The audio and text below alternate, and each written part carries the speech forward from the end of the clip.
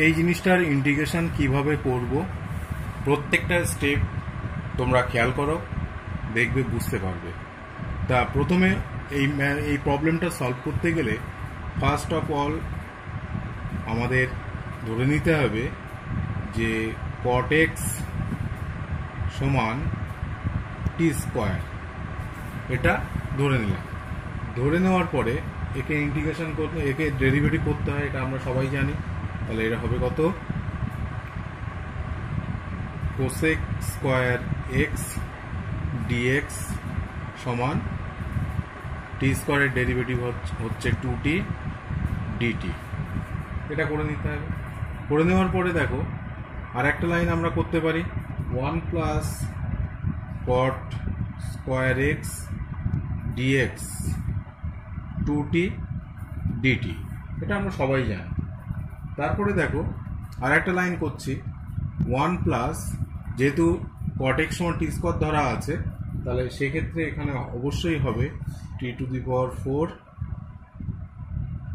dx সমান 2t dt। তারপরের লাইনে দেখো dx সমান একটা মাইনাস সাইনটা এখানে দিয়ে দিলাম, 2t dt by 1 plus t⁴। এটা করতে হবে সবার প্রথমে। তারপর দেখো অতএব এইখান থেকে অঙ্কটা ভাবলে তোমরা বুঝতে পারবে, integration dx root cot x মানে হচ্ছে কত হবে?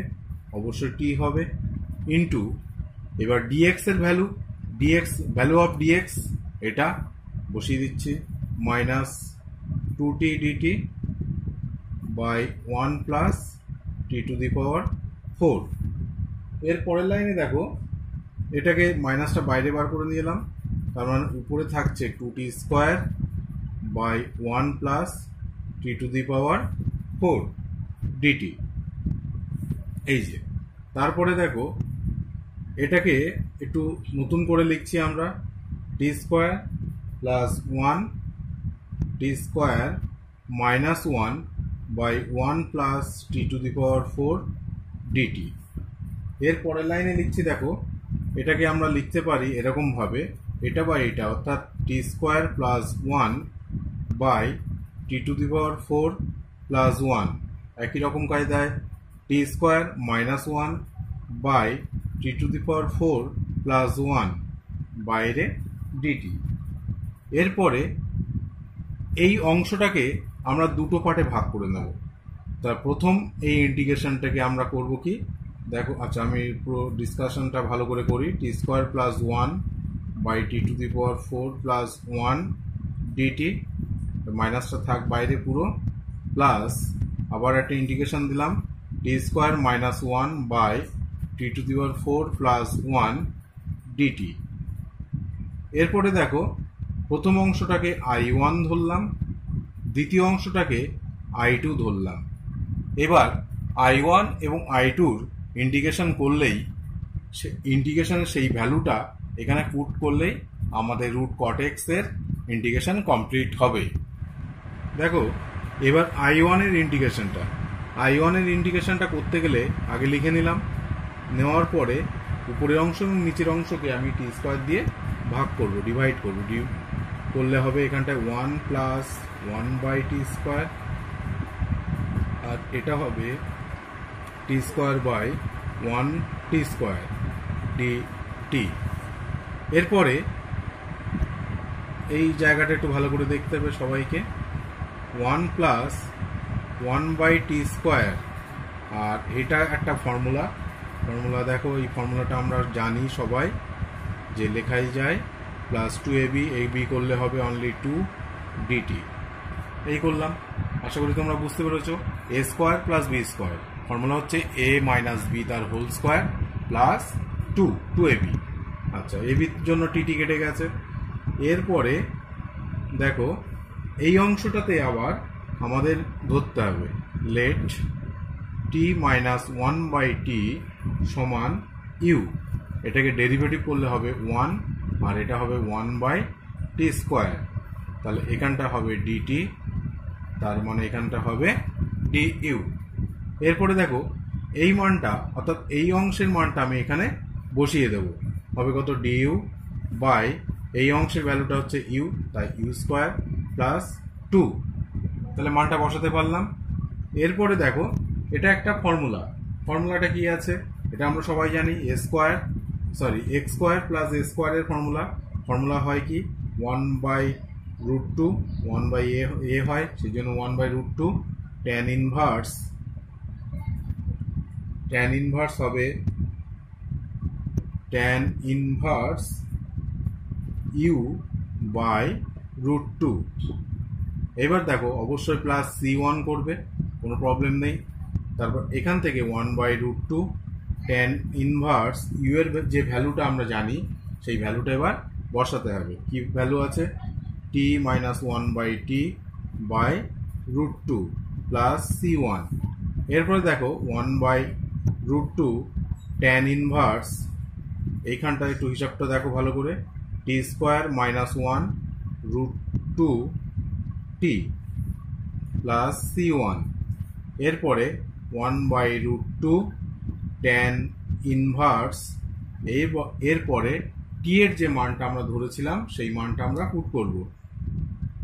ধরা ছিল cot x - 1 বাই রুটের মধ্যে 2 cot x, এখান থেকে অবশ্যই পাশে লিখে দেবে, যেহেতু ধরা ছিল সেন্স যে টি স্কোয়ার সমান cot x, আমি লিখে দিলাম তোমাদের বোঝার সুবিধার জন্য। দেখো তাহলে I1 এর ইন্টিগ্রেশনের যে ভ্যালুটা এটা আমরা পেয়ে গেলাম। এরপরে I2 ইন্টিগ্রেশনটা করতে হবে। একই রকমভাবে I2 এর ইন্টিগ্রেশনটাও আমরা কমপ্লিট করব। দেখো উপরের অংশে আমরা টি স্কোয়ার দিয়ে ভাগ করলে এটা হবে 1, এটা হবে 1/t স্কোয়ার, এখানে হবে টি স্কোয়ার, এখানে হবে 1/t স্কোয়ার, অবশ্যই ডিটি এখানে থাকবে। নেক্সট এরপরের স্টেপটা দেখো আগের মতনই অনেকটা 1/t স্কোয়ার থাকলো, আর এটা আবার একটা ফর্মুলা ইউজ করতে হবে, t প্লাস 1/t অর্থাৎ a plus b whole square minus 2ab করলে এইটা হয়। এরপরে একই রকম কায়দায় আমরা এখানেও ধরে নেব লেট t প্লাস 1/t সমান v, এর ডেরিভেটিভ করলে অতএব কি পাবো আমরা 1 মাইনাস 1/t স্কোয়ার, আর এখানটা হবে dt, এটা হবে dv। এবার দেখো এই মানটা অর্থাৎ এই অংশের মানটা হচ্ছে dv, আর নিচের অংশে হবে v স্কোয়ার মাইনাস 2। এবার এটা x স্কোয়ার মাইনাস a স্কোয়ারের যে ফর্মুলাটা সেই ফর্মুলাটা আমরা লিখব। ফর্মুলাটা হচ্ছে 1/2a log অফ মডের মধ্যে v minus √2 by v plus √2 plus C2 লিখলাম, এটা না লিখলেও চলে, যাক তবুও লিখলাম 1/, এটাও লিখলাম, লগের মধ্যে থাকলো v এর যে মানটা সেই মানটা এবার বসাতে হবে। v এর মানটা পেয়েছি কত, t plus 1/t minus √2 t plus 1/t plus √2 plus C2, ওকে। এরপরে 1/2√2 লগ, এটাকে যদি একটু সিম্পলিফাই করি তাহলে হবে কত, t square plus 1 minus √2t by t square plus 1 plus √2t plus C2।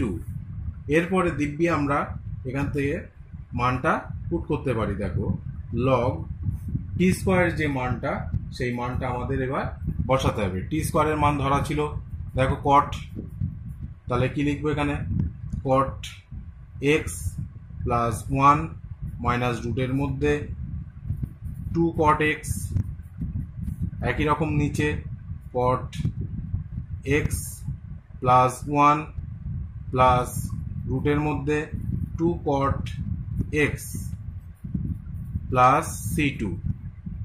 কেন লিখলাম, আগে ধরে নিয়েছি যেহেতু t সমান বা টি স্কোয়ার সমান রুটের মধ্যে cot x, root cot x ধরা ছিল, সেই কারণে এই মানগুলো কিন্তু আমরা এখানে বসাতে পারলাম। এবার খেয়াল করে দেখো আমাদের অলরেডি I1 এবং i2 এর মানটা বার হয়ে গেছে। আগে i1 বার করেছি, এবার i2 এর ভ্যালুটা হচ্ছে এটা। অতএব ইন্টিগ্রেশন যেটা আমরা যেটা পেয়েছিলাম সেখানে দেখো এটা আমরা i1 প্লাস i2 পাওয়া গেছিল। এরপরে i1 এর যে মানটা আমরা পেয়েছিলাম, i1 এর মানটা পেয়েছিলাম দেখো কত, এই যে এই মানটা আমাদের বসাতে হবে।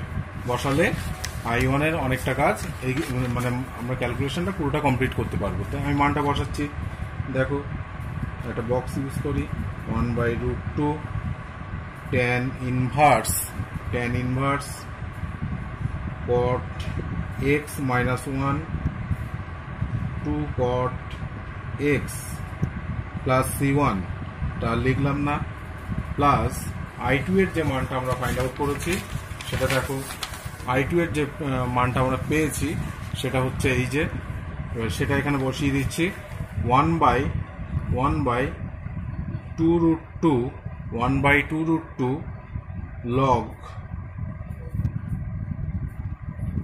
log আছে দেখো cot x প্লাস 1 মাইনাস 2 রুটের মধ্যে cot x by cot x plus 1 plus রুটের মধ্যে 2 cot x শেষ, কমপ্লিট হলো। এরপরে এই যে c1 আর c2 যেটা ছিল ওর জন্য আমরা অনলি একটা c ইউজ করব, তাহলে পুরোটা এটা আমাদের আনসার। অবশ্যই c1 প্লাস c2 মিলে হয় c, এটা লিখে দিলেও হয়।